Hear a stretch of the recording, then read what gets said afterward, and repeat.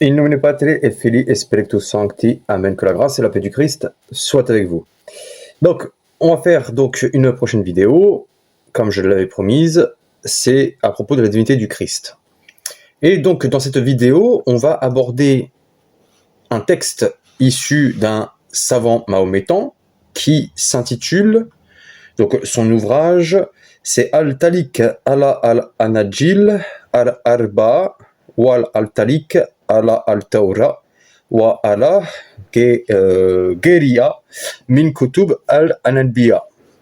Donc critique de l'évangile, de la Torah et des prophètes, de l'auteur Najm al-Din al-Toufi, qui était un disciple de Ibn Taymiyyah et bien d'autres. Je vais vous donner la liste de tous les professeurs de cet érudit mahométan. Érudit mahométan qui a une certaine influence dans le milieu salafiste, puisqu'il a écrit un ouvrage qui permet d'adapter la charia dans un contexte où les lois du pays ne sont pas les lois islamiques.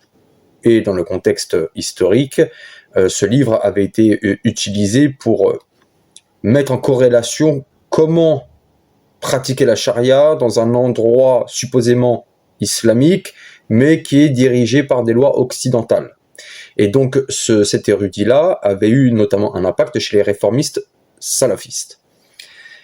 Dans son ouvrage que je viens de citer, donc notre érudit mahométan veut réfuter la divinité du Christ. Et il va s'arrêter sur Luc 2,11, où il est dit « Car il vous est né aujourd'hui un sauveur qui est le Christ Seigneur. Il vous est né dans la ville de David, un sauveur qui est le Christ Seigneur. » Et donc Najm al-Toufi, Najm al-Din al-Toufi nous dit, je cite, à propos du mot Seigneur, « Je dis, nous avons déjà expliqué à plus d'un endroit que Seigneur est un terme homonyme dans leur langue signifiant Dieu et Maître honoré. Ainsi ces mots, le Christ, le Seigneur, donc El-Messih Arab, signifie le Maître, As-Saïd. » Donc, le but de Al-Toufi est clairement de relativiser l'application du terme arabe pour dire non mais ça n'implique pas la divinité, ça implique simplement maître, rien de plus. Très bien. Et il nous précise bien, nous avons déjà expliqué à plus d'un endroit que Seigneur est un terme homonyme dans leur langue signifiant Dieu et Maître honoré. Donc on va regarder de plus près qu'est-ce qu'il a affirmé dans ces fameux passages, et nous allons voir que la théologie islamique, sur laquelle Al-Toufi s'est reposé pour relativiser la divinité du Christ, ici, se retourne littéralement contre Al-Toufi et démontre par là même la pleine divinité du Christ. Donc, où est-ce que Al-Toufi a expliqué ce qu'il explique en Luc 2,11 ? Eh bien, c'est dans son commentaire sur Matthieu 7, versets 21 et 22, lorsque le Seigneur dit « Ce ne sont pas tous ceux qui me disent Seigneur, Seigneur qui rentreront dans le royaume. » Et voici ce qu'il dit à propos de ce passage-là.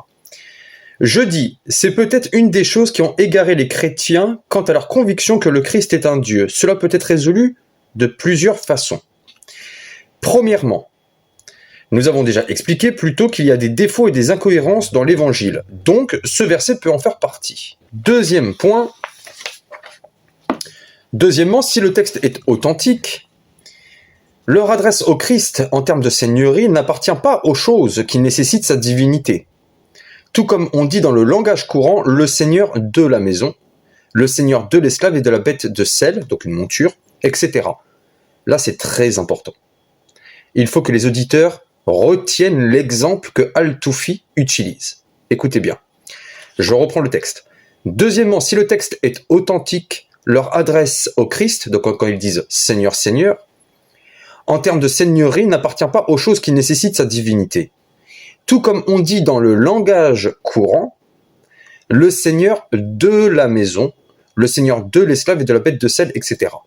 Je vais inviter les auditeurs à retenir l'exemple, le seigneur de la maison. Retenez bien cet exemple-là, parce que cet exemple va trahir l'origine de son discours. Vous allez voir. Il continue. Troisièmement, sa signification métaphorique est clairement évidente. indiquant que le Christ est le messager du Seigneur qui commande ce qu'il a commandé et interdit ce qu'il a interdit. Ainsi, la relation métaphorique devient évidente. Ou bien, il peut s'agir d'un cas où le nom directeur de la construction génitive, Moudaf, est omis de sorte qu'il avait lu « Ô messager de notre Seigneur » ou « Ô esprit de notre Seigneur », etc. Dans ce cas, le Christ a permis l'utilisation sans restriction de cet énoncé en s'appuyant sur les indicateurs contextuels qu'il avait offert à plusieurs reprises, qui rejettent l'attribution de la divinité, qui lui rejettent la divinité. Et Dieu sait mieux. Quant à son consentement au peuple en ce qui concerne leur parole au Seigneur, c'était à cause de sa reconnaissance qu'ils étaient conscients qu'il n'était pas un Dieu, car ce qu'il voulait dire était seulement « Ô messager de notre Seigneur » ou « Ô notre maître », Saïdi. Watima ibn Moussa al-Farisi, qui est mort en 851, rapporte dans son Qisas al-Anbiya de Jarir, de Qabous, de son père d'Ind Abbas, que chaque fois que les gens du livre voient un homme de bonne apparence, ils disent « Seigneur », Ya Rabaya, signifiant « Ô maître », Ya Saïd. De plus, la déclaration de Zacharie, « Ô mon Seigneur, comment puis-je avoir un fils ?» Sourate 19, verset 8. Est pris en accord avec cela, signifiant « Ô mon maître », parce que c'était vers Gabriel que son adresse était dirigée. Ok. Donc, dans ce long commentaire, Al-Toufi expose son mécanisme qui va trahir sa partialité et sa manière d'argumenter, sa mauvaise foi et sa subjectivité.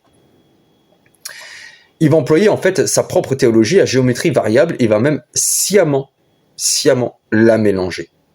Vous allez voir la malhonnêteté intellectuelle.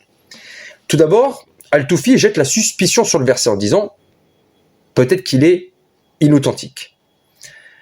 Donc rien de nouveau. Dans cette approche-là, on sait que les Mahométans, lorsqu'ils sont en face d'une difficulté, ils sortent la carte joker, c'est falsifié. Voilà.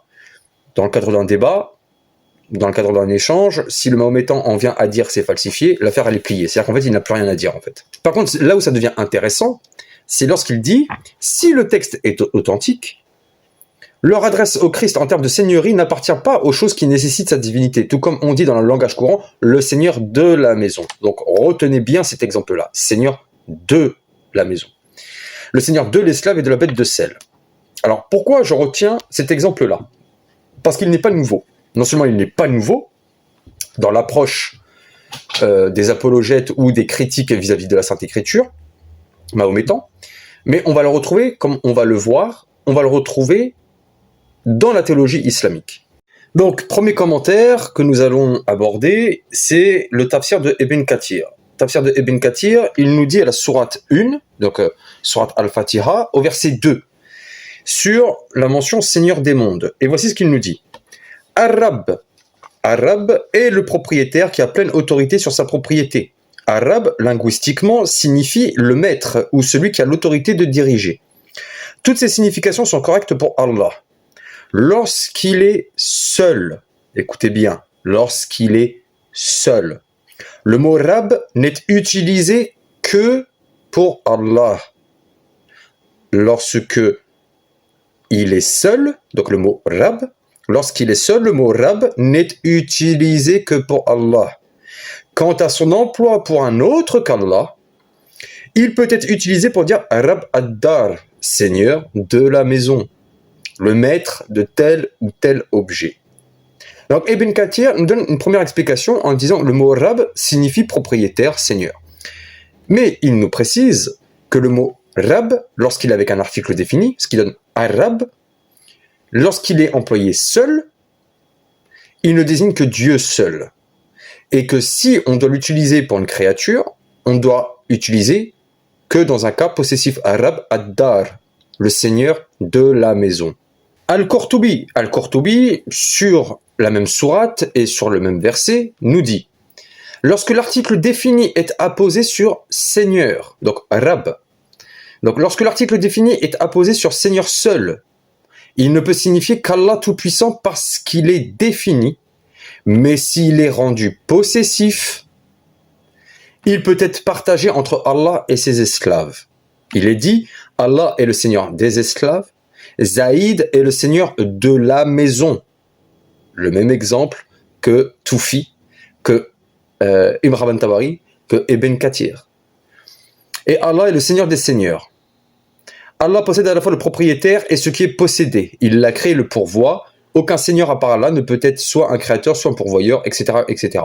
Donc, Al-Qurtubi dit exactement la même chose. Lorsque le mot « Rab » est utilisé avec un article défini, il n'y a rien derrière, il ne peut désigner que Dieu seul.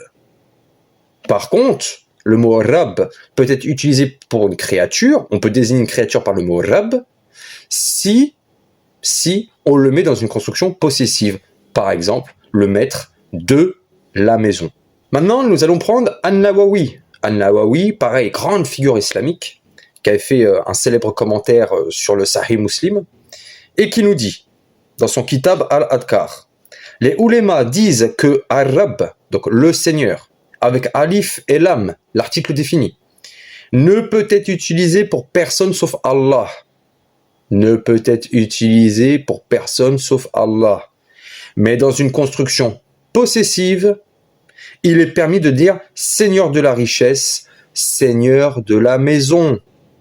On a encore cet exemple de Seigneur de la maison. Donc, Al-Nawawi, comme Al-Qurtubi, comme Ibn Kathir, nous disent que Arab, donc article défini plus Arab, lorsqu'ils sont employés seuls, ne désignent que Dieu seul, et le mot Rab peut désigner une créature s'il est mis sous forme possessive, Seigneur de la maison. Maintenant, on va prendre Al-Mawardi. Al-Mawardi, juriste de l'école chafiite, et qui va être relayé par le théologien et lexicographe Al-Firuzabadi. Il nous dit, si le mot Rab est précédé de l'article, donc c'est ce qui nous donne Arab, il ne peut être employé qu'en référence à Dieu, à l'exclusion de la créature. Mais si l'article est omis, il n'y a pas d'article, le mot peut également être utilisé pour tout ce qui a été créé. Ainsi, il est possible de dire Arab al-Mal, propriétaire de la propriété, Arab ad-Dar, le seigneur, le propriétaire de la maison. Toujours le même exemple. Tout cela est permis selon la doctrine généralement reconnue, al-Jamour. Mais il existe une opinion qui n'autorise cette expression que pour les groupes de mots où Rab est lié à des objets inanimés, la maison, la richesse, etc. Comme dans Rab al-Mal. Mais cette limitation est une erreur et contredit la sunna. Donc, on a exactement la même chose. Al-Mawardi nous dit que le mot Arab, lorsqu'il est employé seul, il n'est pas mis dans une construction génitive ou possessive, ne désigne que Dieu seul. Al-Kashani, maître soufi de l'école du célèbre Ibn Arabi, il enseigne la même chose. Il nous dit, le mot Rab n'est applicable dans le sens non relatif, donc c'est-à-dire qui n'est pas construit dans une forme possessive, qu'au Seigneur de tout l'univers. Dans ce cas, nous disons Arab avec un article défini, sans mentionner l'objet de la seigneurie.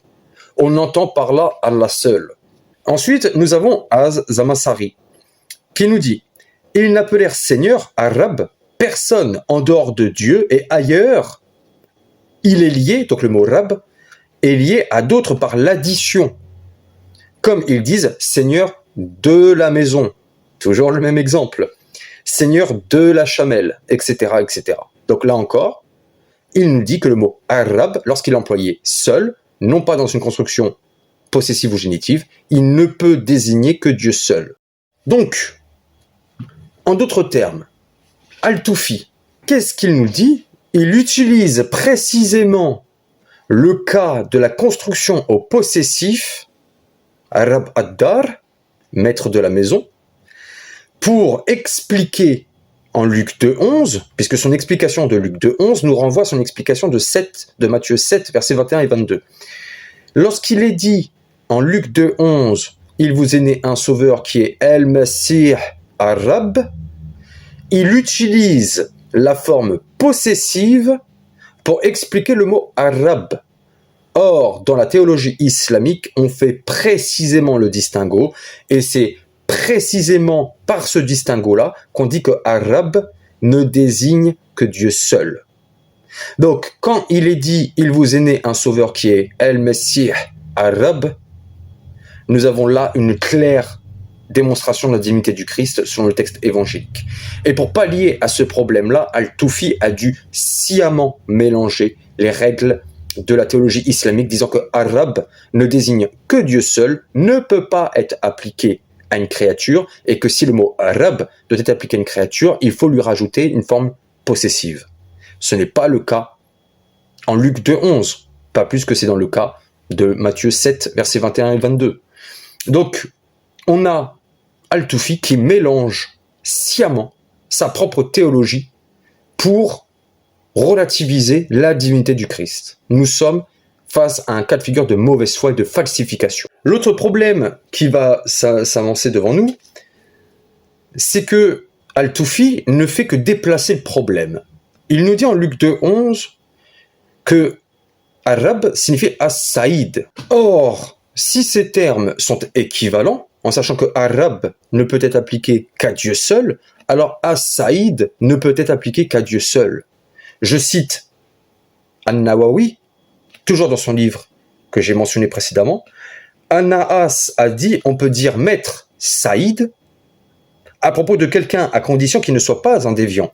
Mais on ne peut pas dire As-Saïd, le maître, c'est-à-dire Saïd avec un article défini, à propos de quelqu'un d'autre qu'Allah. Donc en fait, Al-Toufi ne fait que déplacer le problème. Et ça va nous poser plusieurs conditions à propos du mot Saïd. Comme je l'ai dit, soit As-Saïd est l'équivalent de Arab, mais alors dans ce cas-là, As-Saïd ne peut pas être appliqué à une créature, soit As-Saïd peut être appliqué à une créature, mais dans ce cas-là, n'est pas l'équivalent de Arab, et justement une expression permettant de relativiser la seigneurie d'une créature, comme on peut le voir dans les hadiths. Dans les hadiths, on nous dit, justement, on appelle les personnes Arab, mais plutôt Saïd. Donc, soit on a la théologie islamique nous disant que As-Saïd est l'équivalent de Arab, mais alors dans ce cas-là, As-Saïd ne peut pas être appliqué à des créatures. Soit As-Saïd, comme on le lit dans les hadiths, soit Saïd peut être utilisé pour des créatures, mais dans ce cas-là, n'est pas l'équivalent de Rab. Nous venons de voir, texte à l'appui, que l'évangile, malgré l'explication de Al-Toufi, professe bien la divinité du Christ. Et ce, d'après la théologie islamique elle-même, revendiquée indirectement, il s'est trahi malheureusement, par Al-Toufi. Donc gloire à Dieu, quoi qu'il arrive, de toute façon, la divinité du Christ sera toujours mise en avant, quoi qu'il arrive. Pax et gratia.